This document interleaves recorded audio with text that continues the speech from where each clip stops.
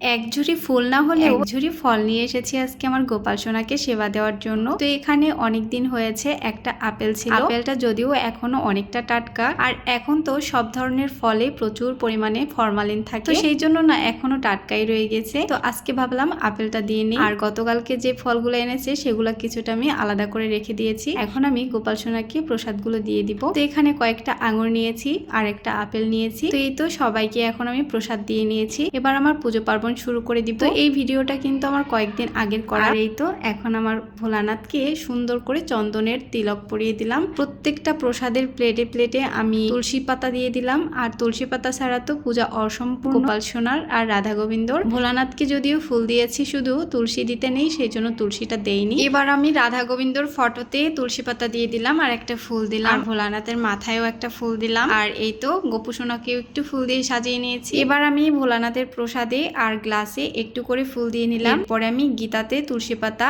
আর ফুল অর্পণ করলাম। তো এরপর একটু আরতি করে নিলাম। প্রথমে ধূপ দেখিয়ে নিলাম, তারপর প্রদীপ। তো এই তো আমার পুজো পার্বণ সম্পূর্ণ হলো। এখন প্রণাম করে নিলাম। তবে আমি যতটুকু পেরেছি আপনাদের সাথে শেয়ার করেছি। সবকিছু তো আর শেয়ার করা সম্ভব হয় না।